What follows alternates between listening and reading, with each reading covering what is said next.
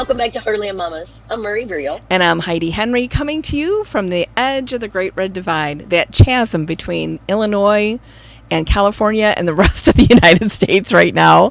We're talking bringing the issues of progressivism and the Democratic Party across the country. So I'd like you to find the rest of our previous episodes at www.heartlandmamas.com and on the Demcast Network, all podcast and streaming platforms, and of course on YouTube. So Murray, we just wrapped a show on the planks of the Democratic Party, and we did domestic planks. We never talked about foreign policy. And you and I went to go see Joe Biden, who's going to be our standard bearer, right in Davenport, Iowa. And he delivered a foreign policy speech that I needed to hear that day because we were on the verge of war with Iran on that very day. And he delivered a cohesive, coherent, heartfelt statement about why we should not be at war, why we should be at the table of peace, why we should be in the Iran nuclear deal, and how his presidency would change the tone and the rhetoric between us and Iran. Now, I know that you and I, at that point, the standard bearer was not decided. We were still huge Warren Yang Steyer fans, you know. we weren't on the Biden path. We are on the Biden path now, 100%, waiting to find out that VP pick, which who knows who it'll be. And who cares, because we just need a change. And I realized at that moment that I would be okay with the President Biden. And I don't think I had been okay with that thought until that day, because I needed to hear those words of peace. So let's talk about foreign policy and the things that, besides the Iran nuclear deal, which we need to be back in, fully invested in. Iran was following the rules. They were doing what they said that they would do. I think without the global pandemic, we might be at war right now. So thank you, COVID-19, for keeping us out of war with Iran. And let's get back on that Iran nuclear deal. Let's get back in there, Joe Biden. Okay, Murray, what else do we want to talk about? There's so many things. So I guess I would say the overreaching summary of the plank should be evaluating America's current shit show and rebuilding in a better way forward. Yes. So, we could say reestablish relationships, but, this is an opportunity, again, to establish strong foundations. Because even if we put Joe in, it's going to take a while for countries to know, yes, they'll be relieved, but we have to really take this opportunity to assess America's place in the world. And who the fuck knows by the time this is... who knows? By the time this is all done, yeah, I wouldn't be surprised if we are not considered a fascist state. We are a fascist state at this moment. We are led by a fascist. I mean, in the worldwide, internationally. Like, I don't even... It's so very hard... That breaks my heart. To think about fixing this stuff. Oh, God, yeah. I mean, we absolutely need to make sure that we get back in the Paris Climate Accord. Part of the reason that we have COVID is because of climate change. Yeah. Getting out of the Paris Climate Accord was because it was an Obama, and the same thing with Iran, because it happened under the 8 years of Obama. Trump set out to undo everything, whether it made sense or not. It's just like today he announced, we're pulling all our troops out of Germany. What is wrong with him? What is wrong with him? He keeps only his own counsel, and he's not a smart man. So that's not a smart path to take, Donald Trump. You're an idiot.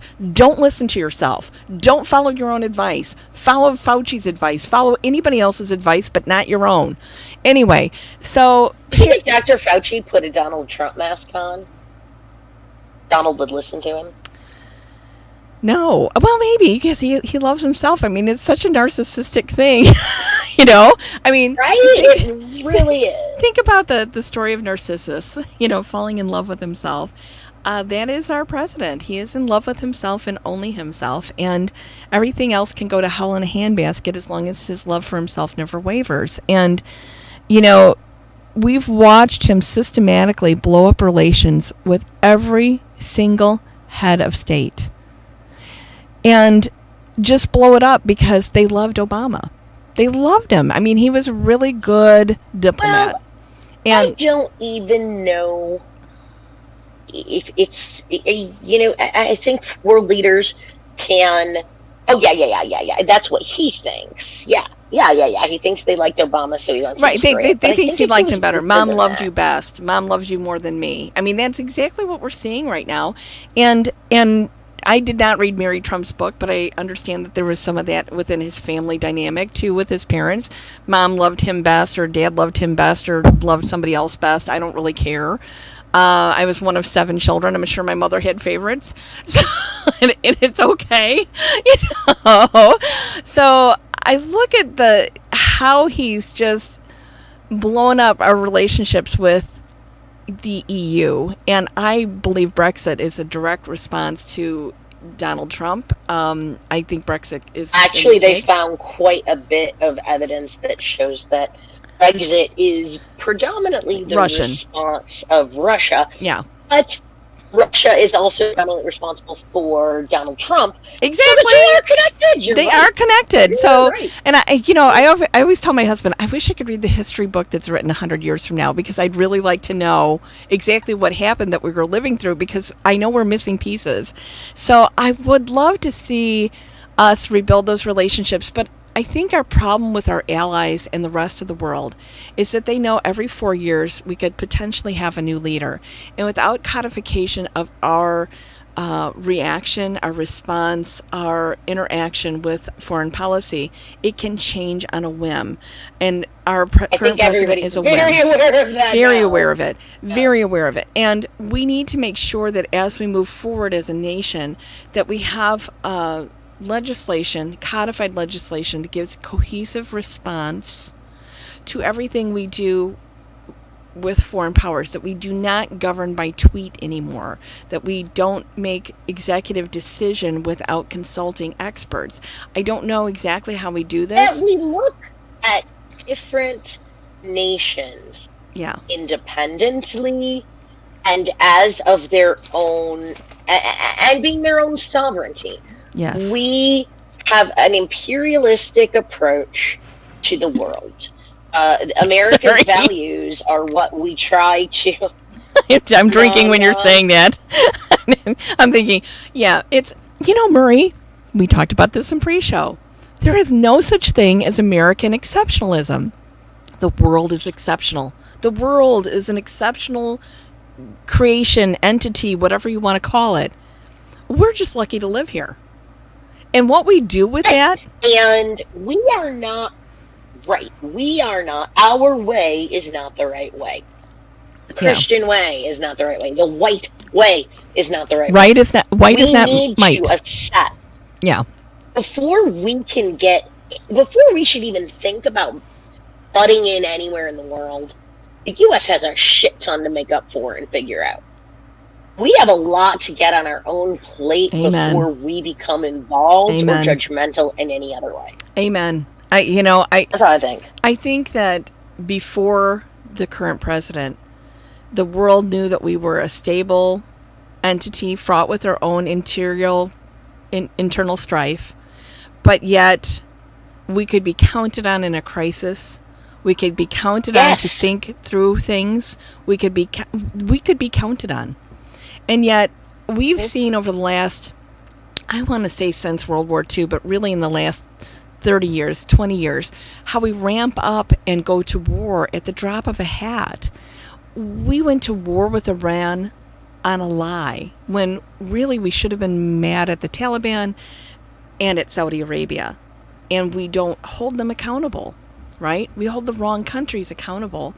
And we're in a 20-year war without end right now in Afghanistan and Iraq.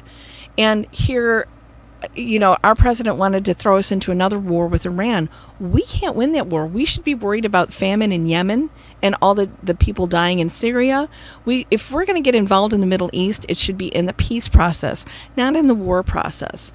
And I think it's going to take I really think it's not going to take just Biden. Biden can get us on the track, but I think it's whatever woman, Democratic woman, comes in next that's going to put us on a path of peace and not as warlords, because that's where we are right now. We've been stuck in this warlord. I told you, history books mark our time. Military-industrial complex. Right. Well, history books mark our time from war to war to war, not from accomplishment to accomplishment, and that sets us up to train our children through our own history that we go from war to war to war.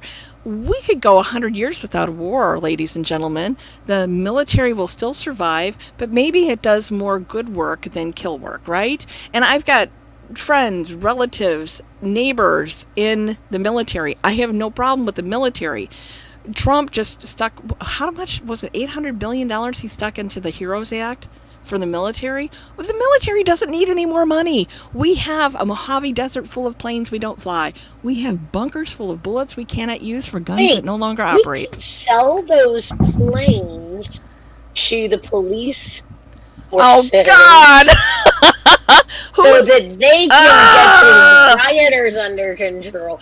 Or what we'll probably do is we'll turn around and sell it to a third world developing nation that wants to overtake another nation. Right. Because that's what Right. we do. Now, here's my son Christian, who's always thinking, in his world, if he were president, he'd be making a giant scrap metal operation, tearing those planes apart, those old bunkers apart, and selling it all for scrap so that it can't be sold for the wrong purpose, and to get it the hell out of the Mojave Desert. Yeah, it doesn't belong in the desert. It needs to be taken apart and recycled.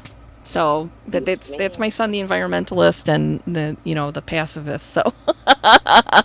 And I think the last thing we need to talk about when we talk about foreign blanks is we need to talk about trade. Yeah. We need to address China. We need to address Mexico. Tariffs. We need to address Mexico. We need to take a look at where our trade is and the impacts that those things have, and we need to look at us from a global perspective. But, I was never a big NAFTA fan, and I'm not a fan of the revision of NAFTA. And I understand the pressure Bill Clinton was under to get something done, and with the Republican House and Congress, and Senate, that was all he could get done with NAFTA, which was a deeply flawed, it was deeply flawed to begin with. It was on the heels of Reaganomics. Reagan wanted to undo the unions and the strength and power of unions. And so it was strengthened under Clinton at first, and then we had the whole Monica Lewinsky thing. He lost any control that he had or any power that he had in that entity, and we ended up with NAFTA, And NAFTA was bad, and we've tried to redo NAFTA, and you have too many people at the table that have money at play. That's, we talked about money in politics, and this is the problem. So there's too many people making money, and it's not the workers. So when we review how we punish Mexico, because that was part of Trump's rhetoric about Mexico sending rapists and murderers to the United States, which is totally such a freaking lie. I can't even stand it. But when he had to do that to save face because he was never going to get 2,000 miles of wall built. Duh. No, absolutely not. And what got built blew down in a hurricane. Yes. That is just so classic. Which was built here in Marseilles, Illinois. I just want to tell you. It could be at the assembly on site, but it was built here at Nucor Steel in Illinois, which is good for jobs in Illinois, but really bad that we have that distinction. But I toured Nucor when I was running for office, and what a great place! And they gotta keep their people working. So if somebody was going to build it, they might as well be them. Anyway, but it did blow down. Probably an installation issue, But we have to revisit our relationship. We talked about when you were off at a funeral. I'm sorry. We talked about the Bracero program. How we need to make sure that if we have labor that comes into the United States to work, that they're part of the United Farm Workers, so they're not abused and neglected, that we don't have child labor abuses, letting the United Farm Workers work with them, helping them get back and forth as guest workers. would be better than throwing up a frickin' wall. Just saying. You and I both know we need people to pick cantaloupes, and no American is going to do that job. I don't know why, but they won't. I hate picking them in my own garden. So we do need guest labor to come in and do that.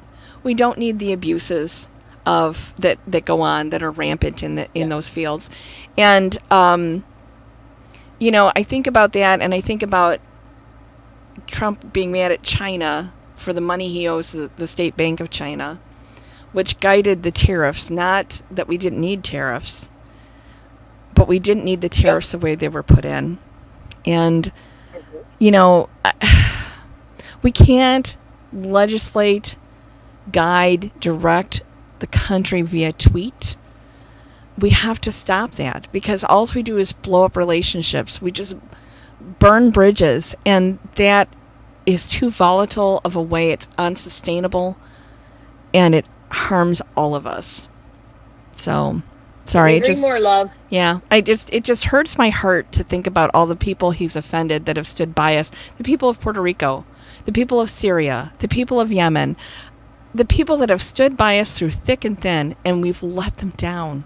We've let them down so hard and so egregiously. I don't know that we can make it up. I don't know that we can regain that trust again. And saying I'm sorry is going to be just lip service. We need to do more to protect those relationships in the future. You're absolutely right. Absolutely right. Well, we've touched on some things that we need to see foreignly in our other podcast. If you didn't catch it, is on domestic issues, which was quite delightful. Yeah. So I think this sort of talks a little bit about where the platform needs to go, and we're hoping that we see those planks. Joe Biden, attention. Yeah. PNC, attention. Anybody else need to pay attention, Heidi? You and I both know that the planks, the platform that Joe Biden's going to stand on, won't mean anything unless we have control of the Senate. So if you're going to do anything this week, if you're going to do anything between now and the election, you're going to support those senatorial candidates that can beat the Republicans that are in place, especially Mitch McConnell, and you're going to flip that Senate. I don't care if it's not your senator. Calls from home. Make phone calls. You can donate. Send them. You can write money. Postcards from home. Yes. There's ways to help. You can amplify their voices via social media. We have to do everything we can to get this place back in order, and hopefully, with all of our work, upper echelon of the party will listen and realize that we need to take care of these things. The soul of our nation is at stake, and it's going to take all of us to do everything we can to save democracy. So, okay, and on that delightfully happy, upbeat note, I know. I feel like I'm going to cry. I'm sorry. I wish I could hug you. I know. COVID. Cyber hug. Tune in to us on Tuesdays and Thursdays for our live Facebook shows. Yes. We will be having upcoming candidates in, and it's going to be an exciting time. Yeah. Catch all of our past episodes on YouTube or wherever you find your podcasts, and Demcast USA as well. So thanks again from the Heartland Mamas. Heartland Mamas, MAMAS.com for all of our previous episodes. Thanks again. Take care now, everybody. Bye-bye. Bye.